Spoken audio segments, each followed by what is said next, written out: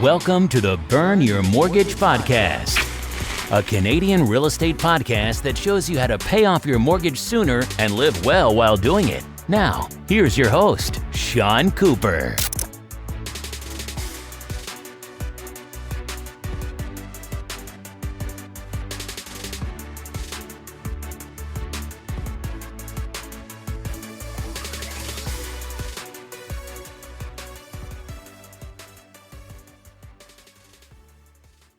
Welcome to the Burn Your Mortgage Podcast. I'm Sean Cooper, and it's great to be back for another episode. On today's show, I'll be talking to Adeola Omole. Adeola's episode is the first in a new series of podcast shows on women in real estate.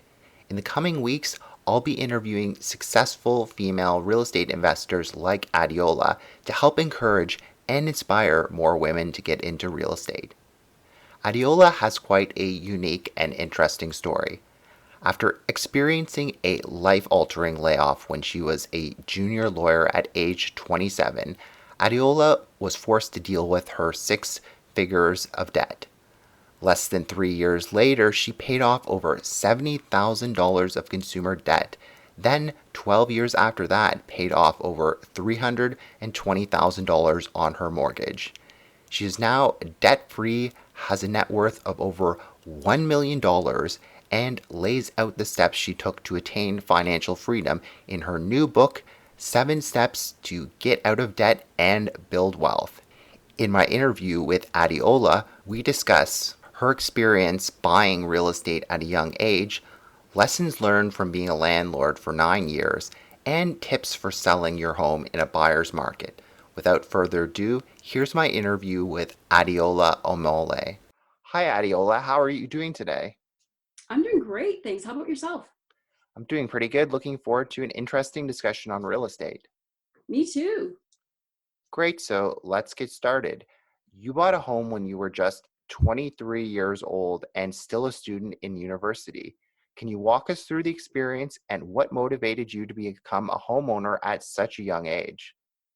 Oh yeah, absolutely. So yeah, what happened was at the time my now it's my husband, but then my fiance and I we were looking for a place to live. And literally we were looking everywhere in the city and didn't find a nice place to live, and finally came to the realization that, hey, how about we buy a new place? But the interesting part of the story is we didn't have the financial means to buy a new place. I was a full-time student. I was in my second year of law school. My husband had just started out. He was at an entry-level position, so we weren't making a whole lot of money.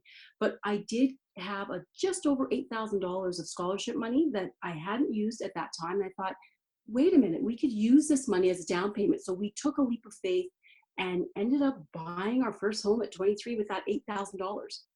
Wow, that's amazing. And where was the home that you ended up purchasing?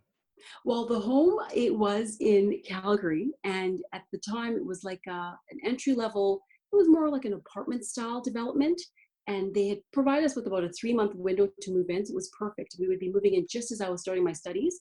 So yeah, we bought a home just outside of it wasn't in the downtown core at all. It was more in the suburbs, but it was still reasonable. I could still get to school easily, and I was blown away that we can actually do this. And one important piece of information as well is I worked at the World Bank at the time. So I had a bunch of banker friends who were helping me and encouraging me to do it. So that totally did help me as well. Yeah, that's interesting because a lot of people at 23 years old, they wouldn't think about buying a property, but that's great that you had that mindset at such a young age and you were able to start building up that equity. And I'm sure it's helped you later on in life purchase several properties after that, which we'll talk about later. Oh, it certainly has helped. And yeah, I'm looking forward to chatting about that as well. Great. So you've been a landlord for almost a decade. Wow, that's a long time. I've only been a landlord for 6 years, so you've got 4 years on me. But anyway, what has the experience been like, and what are some lessons you've learned along the way being a landlord?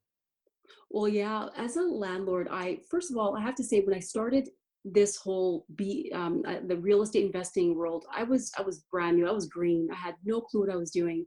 But what I did do is I did a lot of reading. And I have to tell you that really did serve me and helped me throughout the process. So when I got into the landlording business, I literally was in my early 30s, I think 31 years of age, 32.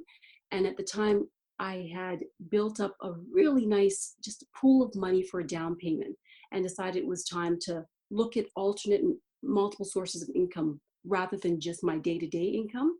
So long story short, took the money, bought the first property, and one of the biggest lessons that I learned prior to getting a renter to live in the home was credit checks were like the golden ticket. And I think every landlord can attest to this. The credit checks seriously saved my life because I never ever had a renter bounce a check on me.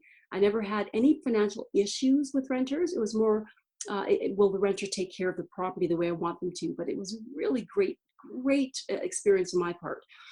Because I was able to do rent checks. I always did interviews with the renter, which I call the renter check, which is probably even just as important as a credit check. And I would actually sit down and do an interview with the renter. And people say, oh, focus on the references and get all that information so you can know who to rent your property. But I would say one of the biggest lessons that I learned is have an interview with the renter, sit them down, maybe over coffee so they're comfortable, and just ask them a whole bunch of random questions and get a gauge. You kind of get a feeling of the renter, the personality type and the type of person they are. And if you're comfortable with them and you're happy with them, then you're definitely going to want them to stay in your property because they're going to take care of it.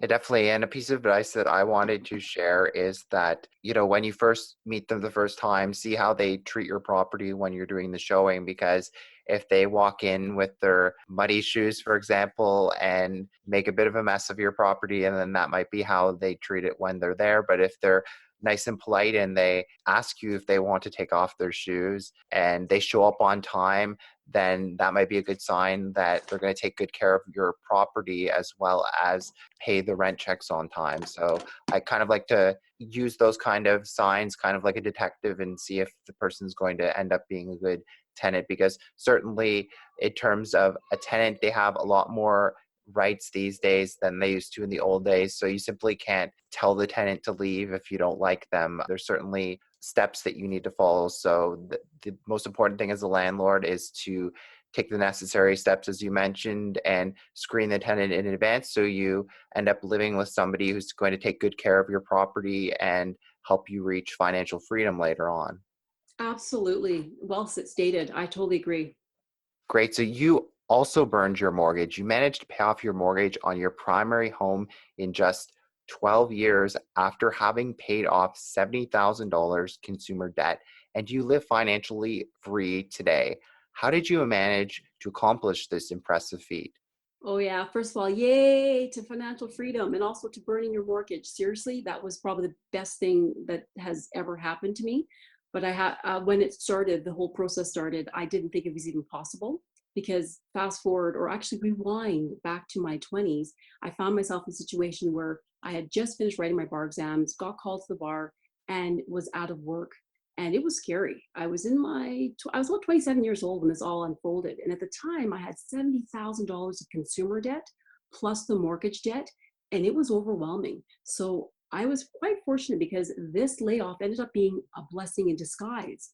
It allowed me to get a plan together, which I write in my book that I've just recently released. But I put a plan together that allowed me to pay off over 70 grand of consumer debt in less than 3 years. Then after I paid that debt off, instead of stopping the payments that I was paying towards my monthly debts, I actually used those payments and put it into what I call my supercharged wealth accumulation plan, or swap account for short. And I started building the money in that account. And that account, fast forward 10 years, allowed me to buy real estate properties, allowed me to buy investments, and it allowed me to pay off my mortgage quickly. It's just unbelievable how you can transform your life, but just making some shifts. Obviously, the mind shift is the biggest one, but also some financial shifts. So I was able to pay off that huge mortgage by putting my money into this specialized account that I opened. As well, I ended up selling my real estate properties. So I sold those properties and I used some of the proceeds of sale to also pay off the mortgage. So totally mortgage free, totally consumer debt free, literally living debt free right now. That's very impressive. And I was just curious, could you tell me a bit more about what your swap plan looks like? Is it kind of like paying yourself first by making savings a priority and treating it like the number one item in your budget? Perhaps you could tell the listeners a bit about that plan and how it works. Absolutely. That plan basically it came out of the payments that I was making towards the debt. I had a supercharged a plan that I put together to pay off the debt so quickly. So once this consumer debt was paid off, I was paying about 2,800 and change every single month into that account, into the what I call the supercharged debt repayment plan. Once that payment was done and my consumer debt was done, I realized I'm not done. This is just the beginning. So I took the $2,800 ish and I put that into the swap account and just kept building it into that account. So you can imagine after a year, you've got like a ton of money in that account just sitting there waiting to be used. And that money was what allowed me to obviously pay off my debt, pay off all my mortgage and all the other good stuff. Once you pay off your consumer debt, you will use that money towards paying off your mortgage. And for you, those folks out there who don't have consumer debt, for the fortunate few who are in that camp, then do what Sean just mentioned and pay yourself first. So in essence, you would obviously go through I do quite a screened and detailed budget analysis every single month. Go through your budget analysis, see what you can cut out of your budget, see what you can keep in your budget, and always have that extra bit of money that you're applying towards paying yourself first. Because guys, we're paying mortgage, we're paying our visa, we're paying all these creditors. Well, we should be the first priority. We should be the number one creditor that we're paying. Oh, well said. And certainly in the cashless society that we're living in, it's becoming harder and harder to save money. So certainly by making savings a priority and having that money set aside before you spend any of your other money, I believe is the best approach. Absolutely. And always automate, because when you don't automate, you give yourself a chance to cheat.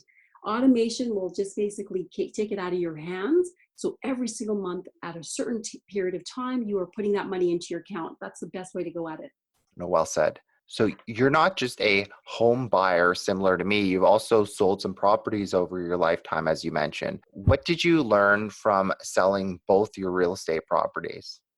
Wow, lessons learned on that front. Well, the one lesson that I learned is one property when I sold it, I intentionally did not have renters in there. In fact, I made sure that the renters who previously were in the property had moved out because it was an inner city home. I knew that it was going to sell extremely well, but I didn't want anyone in there messing the house up. So I intentionally waited for that home to be vacant prior to selling.